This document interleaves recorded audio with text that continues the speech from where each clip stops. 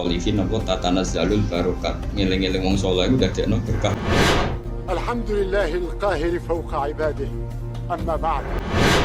خير رسول الله فاختار الرفيق الأعلى من الجنة. أحد أحد أحد أحد.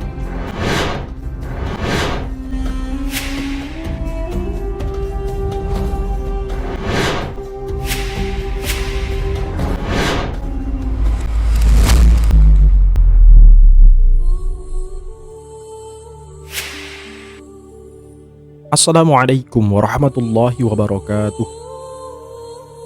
Selamat datang di Batas Channel YouTube yang menyajikan kisah teladan para sahabat Nabi serta orang-orang yang dekat dengan Allah Subhanahu wa Ta'ala yang kami ambil dari sumber-sumber yang terpercaya. Pada kesempatan kali ini, Batas Channel akan menyajikan sebuah kisah yang memberikan kita pelajaran bagaimana pentingnya sebuah niat dalam setiap pekerjaan kita.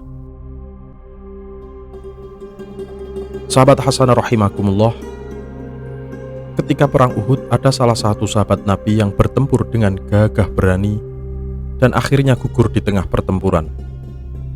Namun dirinya malah tercatat sebagai ahli neraka. Orang tersebut adalah Kusman. Kisah bermula ketika Rasulullah SAW mendengar pergerakan kaum Quraisy yang hendak melakukan pembalasan karena kekalahan mereka di perang Badar. Rasulullah SAW segera menyeru kepada kaum muslimin untuk berangkat ke lembah Uhud guna menghadapi pasukan Quraisy. Ketika pasukan muslim berangkat menuju perang Uhud, Kusman tidak ikut serta dalam rombongan. Sahabat Hasanah rahimakumullah, digambarkan Kusman mempunyai badan yang tegap serta perawakan yang kekar. Dengan perawakan yang dimiliki Kusman, para wanita yang mengetahui Kusman tidak ikut berperang ke lembah Uhud tentu saja mengolok-olok dirinya. Mereka menganggap Kusman sebagai seorang pengecut dan penakut. Mendengar perkataan para wanita, harga diri Kusman berontak. Segera ia mengambil peralatan perangnya dan menyusul pasukan muslimin di perang Uhud. Dan setibanya di medan pertempuran, Kusman benar-benar menunjukkan keberaniannya. Dengan gagah berani ia menyerang pasukan Quraisy. Aksi-aksinya benar-benar menimbulkan decak kagum setiap orang yang melihatnya, sehingga banyak dari para sahabat Nabi yang beranggapan bahwa seandainya Kusman gugur dalam perang Uhud, tentu dia akan termasuk ahli surga. Namun sayang seribu sayang, semua aksi kepahlawanan yang ditunjukkan oleh Kusman dilandasi dengan niat yang salah. Kusman berperang bukan semata karena perintah Allah dan Rasul-Nya. Ia berperang karena harga dirinya merasa terinjak-injak oleh perkataan para wanita yang mengolok-oloknya sebagai seorang penakut. Dalam hatinya sama sekali tidak ada ketaatan kepada perintah Allah dan Rasul-Nya. Ia hanya ingin menunjukkan kepada semua orang bahwa dirinya bukan seorang pengecut seperti yang mereka katakan. Pada akhirnya, setelah mengatakan bahwa dirinya berperang hanya untuk harga diri, Kusman yang tidak kuat menahan luka di tubuh mengakhiri hidupnya sendiri, membuat dirinya dicap sebagai ahli neraka. Sahabat Hasanah rahimakumullah, dari kisah di atas kita bisa menyimpulkan bagaimana pentingnya kedudukan niat dalam setiap perilaku kita. Banyak sekali amal dunia yang menjadi amal akhirat karena bagusnya niat. Tapi sebaliknya, banyak sekali amal akhirat yang berubah menjadi amal dunia juga dikarenakan buruknya niat. Keberanian yang ditujukan Kusman dalam perang Uhud tentu sebuah amal yang secara kasat mata terlihat sebagai amal akhirat. Dia pergi berperang di jalan Allah melawan musuh-musuh Islam. Namun karena keniatan dalam hatinya, dia hanya ingin mendapat pengakuan dari orang-orang bahwa dirinya adalah bukan seorang pengecut, maka sebatas itu saja yang ia dapatkan, yakni pengakuan di dunia sesuai yang ia niatkan. Sementara untuk akhirat ia tidak mendapatkan apa-apa karena sama sekali dia tidak mencari akhirat. Hal ini tentu sesuai dengan hadis Nabi Muhammad SAW.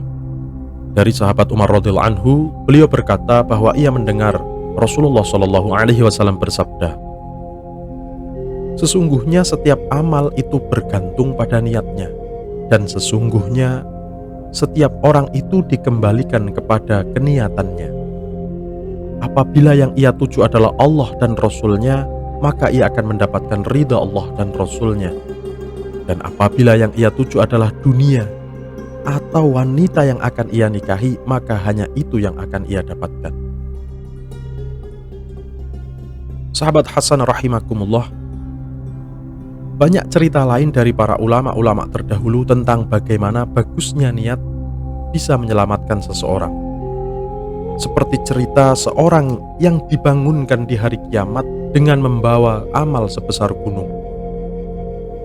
Kemudian ada suara berkata, "Wahai para manusia, barang siapa yang mempunyai hak kepada orang ini yang belum ia penuhi, maka datanglah kepadanya dan ambillah hak-hak kalian." Kemudian datanglah orang-orang yang mempunyai hak yang belum dipenuhi dan mengambil amal baik dari orang yang mempunyai amal sebesar gunung tadi sebagai ganti dari hak-hak mereka yang belum terpenuhi. Sehingga amal tersebut habis dan hanya tinggal 2 amal. Kemudian Allah Subhanahu wa Ta'ala bersabda, "Wahai hambaku, sesungguhnya di sisiku ada bangunan untukmu yang tidak terlihat oleh orang lain." Orang tersebut pun berkata, "Wahai Tuhanku, dari mana bangunan itu aku dapatkan?" Allah Subhanahu wa Ta'ala bersabda, "Itu adalah niat bagusmu yang sudah tercatat sebagai amal baikmu dan aku lipat gandakan sampai 70 kali lipat." Dan juga sebuah cerita lain, ketika ada seorang yang menerima buku catatan amal kebaikan di dunia, dan di dalamnya ada catatan amal ibadah haji serta amal sodakoh, sementara dirinya tidak pernah melakukan ibadah haji serta bersodakoh. Maka orang tersebut bertanya kepada Allah Subhanahu wa Ta'ala, "Wahai Tuhanku, ini bukan catatan amalku, karena aku tidak pernah melakukan apa yang tercatat dalam buku amal ini." Allah Subhanahu wa Ta'ala bersabda, "Ini adalah buku amalmu. Sesungguhnya semasa hidupmu engkau mempunyai niat. Jika engkau mempunyai harta yang berlimpah, maka engkau akan melakukan haji serta akan memberikan sodakoh. Dan aku adalah zat yang mengetahui setiap niat hambaku. Dan aku memberikan semua pahala niat baikmu." Subhanallah, sungguh begitu besar dan pentingnya keniatan seorang mukmin bagi segala amal-amalnya. Lalu apakah itu niat? Apakah hanya dengan ucapan atau sekedar pikiran yang melintas itu sudah dianggap sebuah niat? Sahabat Hasan rahimakumullah, kita bisa mengambil salah satu pendapat ulama bahwa niat adalah bergeraknya suatu hati untuk melakukan suatu perkara disertai kesungguhan untuk melakukan perkara tersebut. Karena jika hati tergerak melakukan suatu perkara tanpa ada kesungguhan untuk melakukannya, itu disebut angan-angan, bukan keniatan.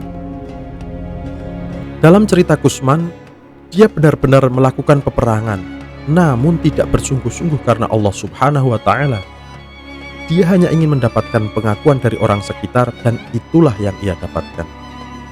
Sementara cerita orang yang ingin berhaji dan bersedekah, dirinya bersungguh-sungguh ingin berhaji dan bersedekah, namun apa daya, tidak ada harta benda yang ia miliki. Wallahu a'lam bishawab. Semoga kita termasuk orang-orang yang dibaguskan niatnya oleh Allah Subhanahu wa Ta'ala. Amin, amin ya rabbal alamin. Sampai jumpa di kisah-kisah berikutnya. Al-afu minkum. Assalamualaikum warahmatullahi wabarakatuh.